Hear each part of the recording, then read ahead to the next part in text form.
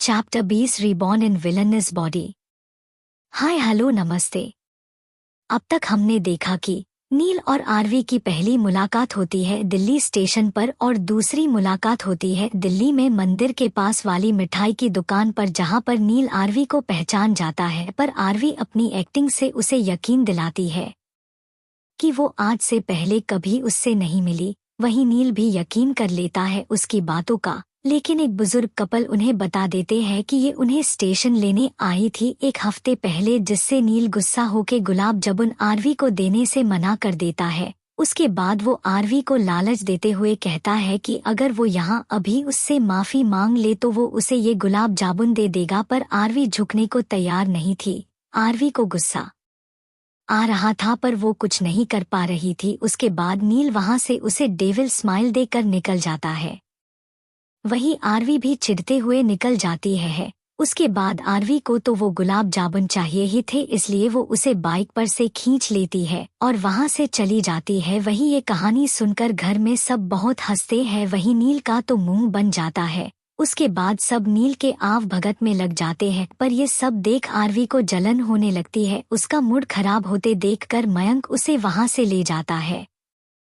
वही रागिनी जी को बुरा लगता है कि उनकी बेटी ने एक बार उनसे पूछा या कहा नहीं और ना ही उनकी बात सुनी। वही विक्रम जी भी आरवी को देख उदास हो जाते हैं।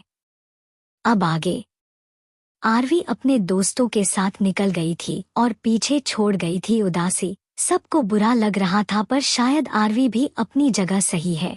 कोई भी बच्चा ऐसे ही रिएक्ट करता अगर उसके मोम डैड उसके साथ ऐसा करते। तभी नील दरवाजे की तरफ देख मुंह बनाकर बोला, कितनी बदतमीज है ये, एक बार भी सुना भी नहीं। छोटी मम्मा क्या कहना चाहती थी? उसकी आवाज सुनकर सब होश में आए। नील की बात पर सावी जी ने उसके सिर पर एक थप्पड़ जड़ते हुए बोली, चुप करके खाना खा। नील बोला, मम्मा आप उस बदतमीज लड़की के लिए मार रहे हो मुझे। इस बार अरिताज जी एक सख्त आवाज में बोले, नील। नील ने उनकी ओर देखा जो गंभीर लग रहे थे। ऐसे तो अरिताज जी कभी सीरियस नहीं होते जब तक कोई बड़ी बात नहीं हो जाती। आज अरिताज जी कुछ ज्यादा ही गंभीर थे, इसलिए वो चुप हो गया और आगे कुछ नहीं बोला और चुपचाप खाना खाने लगा। वही रागिनी जी बोली, अब हमें चलना चाहिए, रात भी हो गई है। और वो बिना किसी की सुने वहां से निकल जाती है। उनको जाता देख विक्रम जी भी उनके पीछे पीछे निकल जाते हैं। बाकी सब भी निकल जाते हैं उनके साथ। उनके जाते ही सावी जी नील को डांटते हुए बोली, सोच समझ कर मुंह नहीं खोल सकता क्या अपना? नील मुंह बनाकर बोला, मुझे क्या पता था ये सब होगा। निकेश बोला, आप लोग आराम करिए, हम नील के साथ बैठते हैं। उसकी बात सुन सब अपने कमरे में चले गए। वही नील फिर बोला, ये क्या सियप्पा है भाई? अरहान बोला, कुछ नहीं तू खा। नील बोला, नहीं मुझे बताइए, वैसे ये थी कौन? मैंने तो पूछा ही नहीं किसी से। लावण्या बोली, भैया वो रागिनी मम्मा की बेटी आरवी है। नील एकदम से बोला, क्या ये वो थी, वो मोटी गोली मोली लड़की जो बदतमीज और एगोस्टिक थी? अरहान बोला, नील बस अब अगर तुम किसी को नहीं जानते तो कुछ कहा नहीं करते। नील बोला, इसमें जानना क्या है, ये वही है ना जो भाभी को परेशान करती थी और उसे रुचि और रेयांश भाई पसंद नहीं थे और उसी वजह से एक बार भाभी को बहुत चोट आई थी। अरहान बोला, नील बस अब। नील बोला, आप उसके लिए मुझे डांट रहे हैं भाई। अरहान बोला, मैं डांट नहीं रहा हूँ। तभी निकेश बोला, बस अब आगे बात नहीं बढ़ाते, तुम खाना खाओ। उसकी बात सुनकर नील खाना खाने लगता है। उसके बाद सब सोने चले जाते हैं। नील के आने की वजह से आज ओबेरॉय यंगस्टार्स साथ में सोने वाले थे। वहीं दूसरी ओर आरवी मयंक के घर में एक कमरे में खिड़की के पास खड़ी थी और उसके चेहरे पर उदासी थी। वो कुछ सोच रही थी। उसके सामने वही सीन बार बार उनके सामने आ रहा था कि सब कैसे नील के आने से खुश थे। वही एक्सीडेंट के बाद भी उसके आने पर सिर्फ गिने चुने लोगों के चेहरे पर असली मुस्कान थी, शायद, या फिर ये उसका वहम हो। आरवी बोली, मुझे बुरा क्यों लग रहा है, शायद मुझे हिल करने में थोड़ा टाइम चाहिए। तभी उसकी नज़र टाइम पर जाती है। वो बोली, चल आरवी सो जा, बहुत रात हो गई है। ये बोल वो बेड पर चली जाती है। आधी रात हो चुकी थी लगभग। आरवी के कमरे में आरवी एकदम से नींद में ही चीखने लगती है। उसे अपनी पुरानी जिंदगी दिख रही थी। सपने में उसे वो सब दिख रहा था जब उसका परिवार जल रहा था और वो कुछ नहीं कर पा रही थी। बहुत बेबस थी। उसके हाथ में एक फाइल थी पर एक चीज अजीब थी। उस फाइल पर नाम जो आरवी गौर से देखने की कोशिश कर रही थी पर उसे दिख ही नहीं रहा था। तभी उसे फाइल का कलर दिखने लगा। वो लाल रंग की थी। आरवी उसे देखने के लिए जोर लगा रही थी पर उसे सही से नहीं दिख रहा था। नींद में ही उसकी आंखों से आंसू आने लगे। तभी उसके कमरे का दरवाजा खुला और मयंक, ऋषित, अनैसिया, आरुषि अंदर आए। वो लोग आरवी को ऐसे दर्द में तड़पते देख डर जाते हैं। वो उसके पास जाके उसे उठाने लगते हैं पर आरवी नहीं उठती। मयंक जल्दी से अपने पापा को बुला लाता है। आगे क्या होगा इस कहानी में जानेंगे अगले पार्ट में। तब तक के लिए बाय। चैप्टर 21। हाय हेलो नमस्ते। अब तक हमने देखा कि आरवी मयंक के साथ अपने दोस्तों को लेकर चली जाती है और पीछे छोड़ जाती है एक उदासी जिसे नील नोटिस करता है। उसे आरवी का ये बिहेवियर बिल्कुल पसंद नहीं आता और वो कहता है कि ये कितनी बदतमीज है। छोटी मम्मा की बात भी नहीं सुनी। उसकी बात सुन रागिनी जी कुछ नहीं कहती बल्कि वो घर जाने का बोल निकल जाती है और उनके पीछे पूरा रायजादा परिवार निकल जाता है। नील को आरवी के बारे में नहीं पता था इसलिए वो पूछता है कि वो कौन थी। तब लावण्या बताती है कि वो रागिनी मम्मा की बेटी है जिस पर वो शॉक्ड हो जाता है।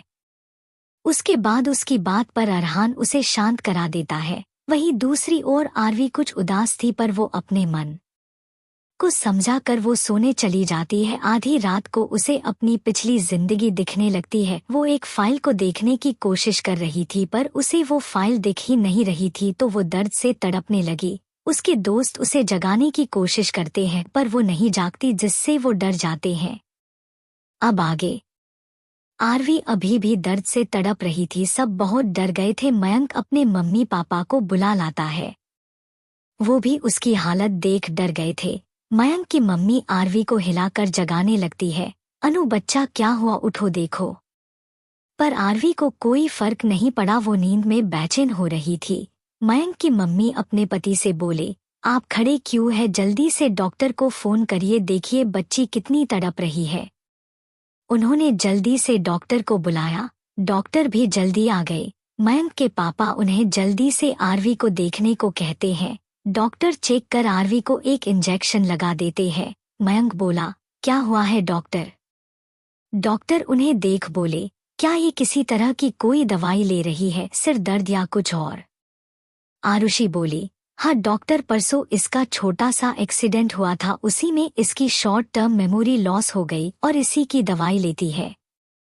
आरुषि के कहने पर डॉक्टर बोले, हम शायद उन्होंने दवाई स्किप कर दी और इसी के चलते नींद में ही उन्हें सर दर्द होने लगा।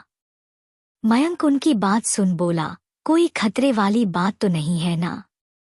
डॉक्टर बोले, नहीं, अभी तो मैंने इंजेक्शन दे दिया है तो वो कल सुबह तक ही जागेगी, पर हो सके तो एक बार इनका चेकअप करवा लीजिएगा क्योंकि ये अंदरूनी चोटें हैं जिस पर हम रिस्क नहीं ले सकते। उनकी बात को समझ वो हाँ में सिर हिला देते हैं। उसके बाद मयंक डॉक्टर को छोड़ आता है। मयंक अपने मम्मी पापा को सो जाने के लिए कहता है और वो लोग वहीं आरवी के पास रुकते हैं। रात ऐसे ही कट जाती है। सुबह के 7 बजे आरवी का फोन 2 बार बजकर बंद हो चुका था पर मजाल है कि उन लोगों में से कोई उठे। तीसरी बार फोन घनघनाता है तो आरवी इस बार कसम सा जाती है। वो अपनी आंखें खोलने की कोशिश करती है। वो अपने हाथ इधर उधर चला देती है जो सिया और आरुषि के मुंह पर लगता है। वो अपने मुंह पर हाथ को महसूस कर वो दोनों हड़बड़ा कर जागती है और बोलती है, कौन है कौन है?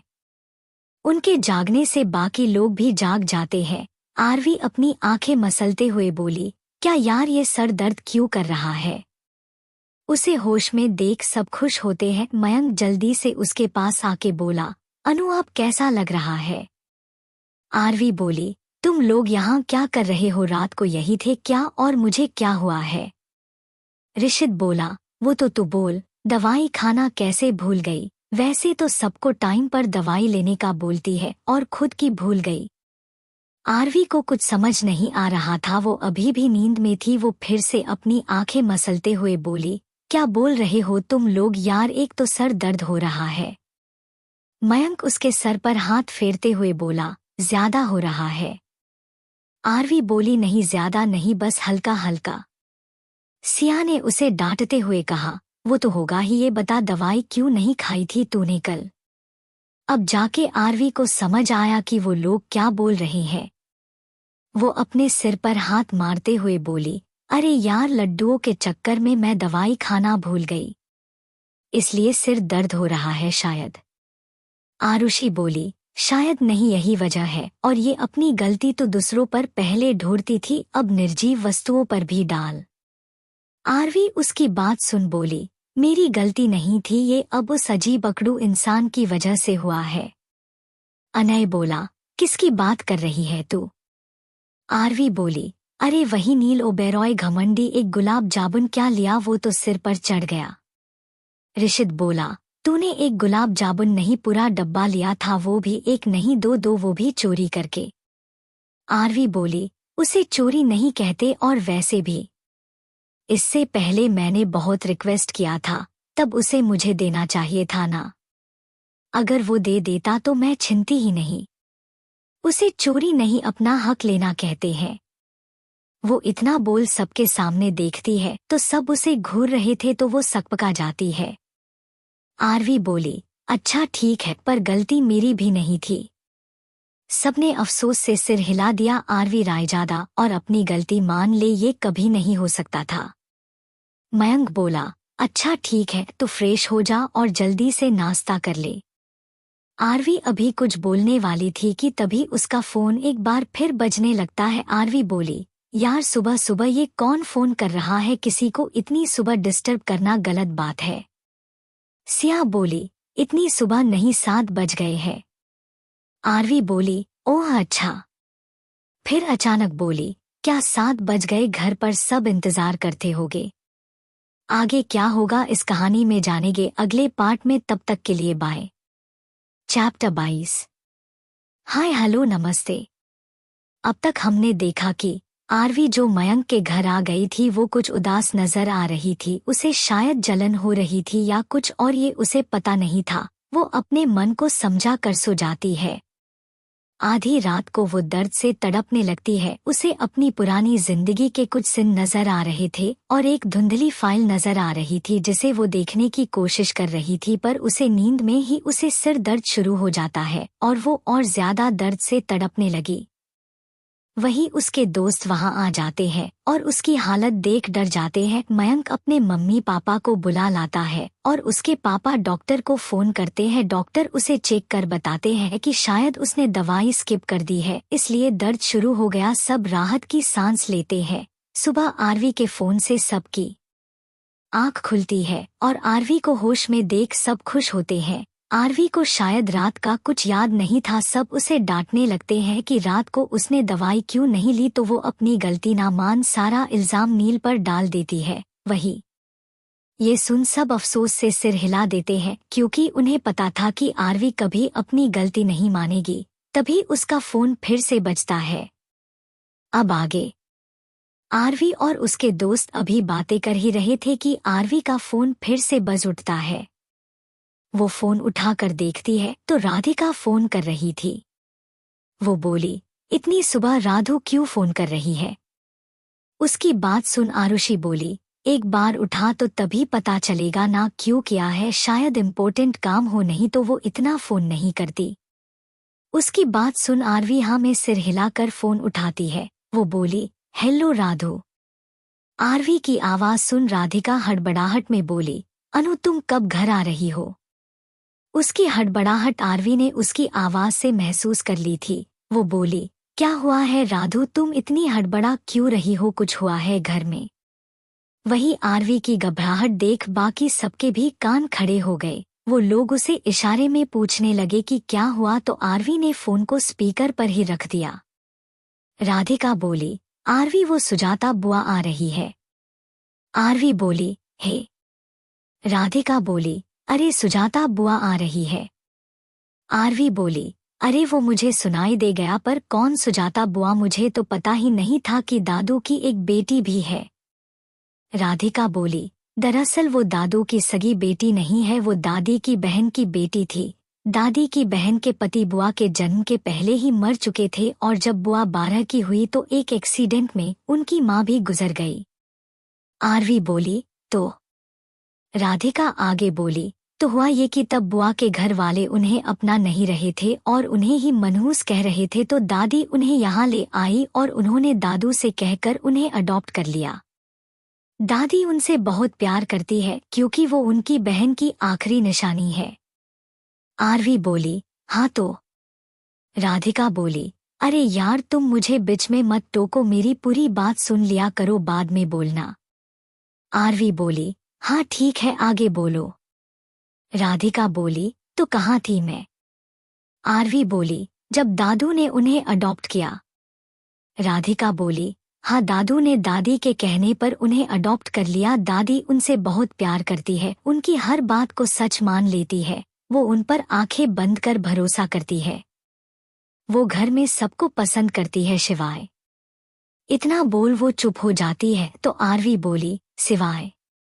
राधिका अपनी जोर जोर से धड़क रही धड़कनों को काबू में करते हुए बोली, सिवाय रागिनी मम्मा और तुम्हें। आरवी बोली, मेरा तो मैं समझ गई, पर वो उन्हें क्यों पसंद नहीं करती? राधिका बोली, वो बात ये है कि उन्हें लगता है मम्मा की वजह से हम लोगों को हमारा हक नहीं मिलेगा और हमें वो प्यार नहीं मिलेगा, पर मम्मा हमसे बहुत प्यार करती है, ये बात हम हर बार बताते हैं। आरवी बोली, वो मुझसे बेहतर कौन जान सकता है? आरवी की बात सुन राधिका में एक गिल्ट आ जाता है। वो बोली, आरवी मम्मा तुमसे भी। पर आरवी उसकी बात काटते हुए बोली, ये अब छोड़ो, मुझसे क्या चाहिए ये बोलो। राधिका बोली, देखो वो सिर्फ तुमसे ही नहीं मम्मा से भी नफरत करती है, उन्हें कितनी भी समझाने की कोशिश करो वो नहीं समझती। रुचि हर बार मम्मा के लिए उनसे झगड़ जाती है, वो मम्मा को ताने देती है। कोई कुछ कहता नहीं है क्या घर में? आरवी ने पूछा तो राधिका बोली, दादी की लाडली है और साल में एक आध बार आती है, इसलिए सब चुप रह जाते हैं। दादी उन्हें किसी को भी डांटने नहीं देती और ये बात दादू को पसंद नहीं आती। आरवी बोली, और दादी मुझे कहती है मैं मुफट हूँ, मुझसे ज्यादा मुफट तो उनकी ये बेटी है। राधिका बोली, अनु। आरवी बोली, अच्छा ठीक है, तुम काम की बात बोलो ना। राधिका बोली, वो दादू कह रहे हैं क्या तुम आज अपने दोस्त के वहां रुक सकती हो, क्योंकि वो नहीं चाहते कि बुआ तुम्हें कुछ कहे, वो ये सह नहीं पाएंगे। आरवी कुछ सोच बोली, ठीक है, वैसे भी मुझे ऐसे लोगों से मुंह नहीं लगाना। राधिका बोली, अनु तुम नाराज हो? आरवी बोली, नहीं बाबा, इसमें मैं आप सबसे नाराज क्यों होगी? राधिका बोली, ठीक है, जैसे ही वो जाएगी मैं तुम्हें फोन करूंगी, नहीं मैं लेने आ जाऊंगी। आरवी हंसते हुए बोली, ठीक है बाबा। उसके इस बात पर राधिका भी हंस पड़ी, पर उसे आरवी के लिए बुरा लग रहा था। उसने सोच लिया था अगर आज बुआ ने उसकी माँ और बहन के बारे में कुछ भी कहा ना तो वो उन्हें मुंह तोड़ जवाब देगी। वो आरवी को प्रोटेक्ट करना चाहती थी। चैप्टर 23। हाय हेलो नमस्ते। अब तक हमने देखा कि आरवी को दूसरे दिन होश आ जाता है। सब उसे होश में देख खुश हो जाते हैं, पर शायद आरवी को रात का कुछ याद ही नहीं था, इसलिए किसी ने कुछ नहीं कहा उसे। किसी ने सब उसे डांटने लगे कि उसने दवाई क्यों नहीं ली थी, तो वो कहती है कि ये सब नील की वजह से हुआ। अभी वो बात करते उससे पहले आरवी का फोन बजा। उसने देखा कि राधिका का फोन था। वो फोन उठाती है तो राधिका की हड़बड़ाहट भरी आवाज उसे सुनाई देती है, जिससे वो परेशान हो जाती है। राधिका उससे कहती है उनकी बुआ सुजाता आ रही है। आरवी को इसके बारे में कुछ पता नहीं था, इसलिए राधिका उसे सब कुछ बताती है। तो आरवी कहती है कि उसे क्या चाहिए उससे, तो राधिका कहती है कि बुआ को आरवी और रागिनी जी से नफरत है, तो हो सके तो वो आज घर ना आए, जब वो चली जाएगी तब वो ले जाएगी। आरवी उसकी बात सुनहा कर देती है। अब आगे आरवी फोन काट देती है। तब आरुषि मुंह चढ़ाकर बोली, ये तेरे परिवार वाले कुछ अजीब नहीं है, मतलब वो तुम्हें नेग्लेक्ट करने लगे हैं। पहले तो तुझे बुलाने के लिए मरे जा रहे थे और अब जब तुम आ गई तो उन्हें कोई फर्क ही नहीं पड़ता कि तुम कहाँ हो। आरवी कुछ सोच बोली, ऐसा नहीं है। हाँ, मैं उन दोनों से नाराज हूँ या फिर कुछ और। तुम्हें पता है, जब मैं बचपन में बीमार पड़ी थी तब मैं मम्मा के पास गई थी, पर तब वो हॉस्पिटल में थी। मैं बहुत गुस्सा हुई थी क्योंकि जब राधिका बीमार थी तब उन्होंने 1 हफ्ते तक हॉस्पिटल से छुट्टी ली, पर जब मैं बीमार थी तब वो हॉस्पिटल चली गई। मैं बहुत नाराज हुई थी। इस बात का गुस्सा मैंने राधु पर निकाला और गुस्से में मैंने उसे धक्का दे दिया। उसके हथेली पर कट लग गया। पर तुम्हें पता है, फिर भी वो रुचि, रेयांश, राहुल, रोहन, रेहादी सब रात भर मेरे पास रुके रहे। बड़ी मम्मा ने कहा था कि वो रुकेगी, पर नहीं माने वो लोग। उसके बाद भी मुझे बहुत बुखार आ गया, बेहोशी की हालत में थी। 2 दिन तक खाना तो क्या, बेड से उठने की हालत में नहीं थी। तुम्हें पता है, वो 2 दिन उन सब में से किसी ने खाना नहीं खाया, यहाँ तक कि मम्मा पापा ने भी नहीं। ये बोलते वक्त उसकी आंखों में आंसू आ गए। मयंक बोला, तो जब तुझे पता है कि वो लोग तुमसे बहुत प्यार करते हैं तो तू उनसे बात क्यों नहीं करती? आरवी रोते हुए हंसती है और बोली, तुम्हें पता है ना, ह्यूमन नेचर, जब तक सामने वाला आके बात ना करे हम बात नहीं करेंगे। और मुझमें ये बात कुछ ज्यादा ही है। मैं चाहती हूँ वो शुरुआत करे, और कल रात वो मुझसे बात करने आई पर मैं सुने बिना चली गई। तुम्हें पता है, मम्मा ने जब सुना मेरा बुखार बहुत बढ़ गया है तो ऑपरेशन कर तुरंत मेरे पास आ गई। वो भी आधी रात को, खुद थकी हुई थी और फिर भी मेरे साथ थी।